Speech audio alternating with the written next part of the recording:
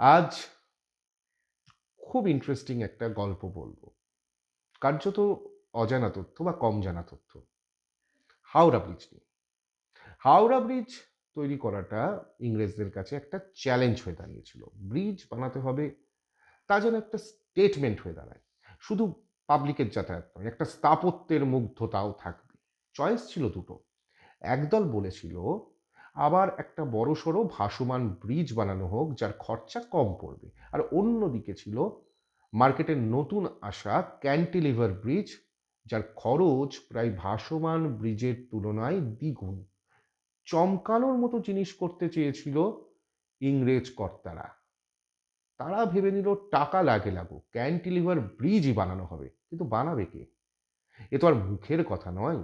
Technical challenge প্রচুর। তখনকার দিনে সারা পৃথিবীতে খুব বেশি এমন ব্রিজ নেই। আলোচনা করে ঠিক করা হলো তাহলে একটা ডিজাইন কম্পিটিশনের আয়োজন করা হোক। যেমন ভাবনা তেমন কাজ। ৩,০০০ পাউন্ড অর্থমূল্যের পুরস্কার। ১৯১১ সালের সেই প্রতিযোগিতায় অংশ নিলেন পৃথিবীর বিখ্যাত সব কনস্ট্রাকশন কোম্পানি। সারা পৃথিবীর এদিক ওদিক থেকে ১৮টি ডিজাইন এলো। কিন্তু কেউ কেউ সেই ক্যান্টিলিভার ডিজাইন করতে সাহস করল না। আসলে ক্যান্টিলিভার ডিজাইনের মূল চ্যালেঞ্জ দুই দিক থেকে, ইঞ্জিনিয়ারিং এবং টেকনোলজি। এ নিয়ে যখন ভাবনা চিন্তা চরমে, তখনই প্রথম বিশ্বযুদ্ধে ব্যাস ১৯১২ থেকে ১৯২০ পর্যন্ত চাপা পড়ে গেল ব্রিজের গল্প। ১৯২১ সালের পর আবার শুরু হলো ব্রিজ নিয়ে হইচই। কিন্তু ডিজাইন ফাইনাল নয়, ক্যান্টিলিভার বনাম ভাসমান তর্ক চলছেই।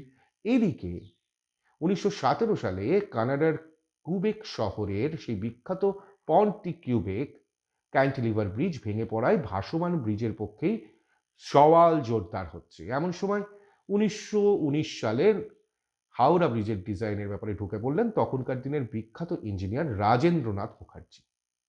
রাজেন্দ্রনাথ ও স্যার টমাস মার্টিনের পার্টনারশিপের সংস্থা মার্টিন অ্যান্ড কোম্পানি ততদিনে বানিয়ে ফেলেছে ভিক্টোরিয়া মেমোরিয়াল, বেলুড় মঠ।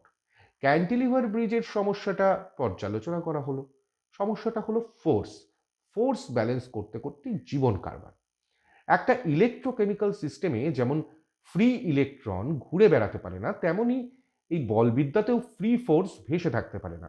মানে এদিকে ২ কেজি হলে অন্য কোনো না কোনো দিকে সেই ২ কেজিকে কাউন্টার ব্যালেন্স করতে হবে। এটা তো একটা সমস্যা। অন্য সমস্যা হলো হাওড়া ব্রিজ যেখানে হবে সেই ফাউন্ডেশনের মাটি খুব একটা ভালো নয়। যদি ২০০ বছরের ডিজাইন লাইফ ধরে ক্যালকুলেট করতে হয় তাহলে ডায়নামিক সয়েল সিঙ্কিং, গোদা বাংলায় মাটি বসে যাওয়া ফ্যাক্টর ঢোকাতে হবে ইকুয়েশন অফ স্টেটে।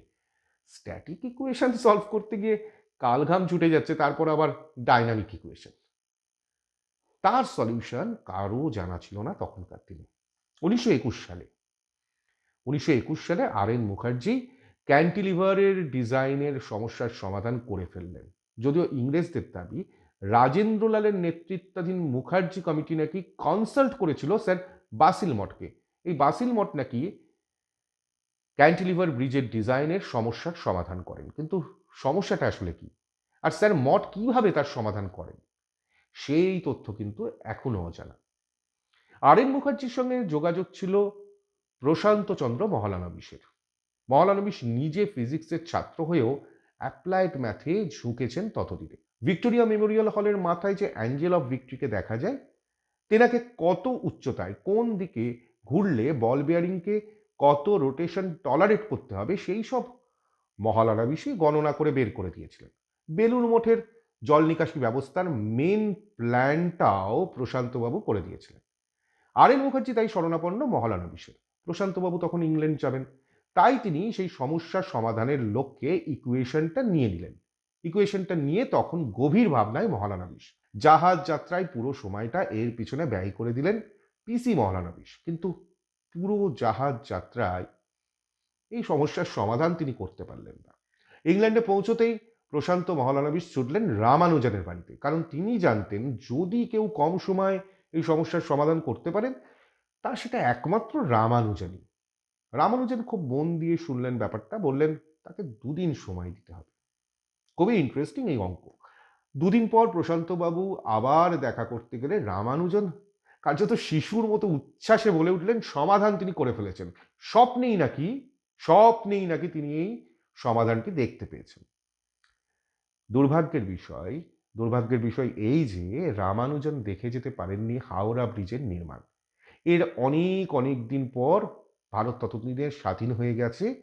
প্রশান্ত মহলানবিশ আবার কেমব্রিজ গেলেন।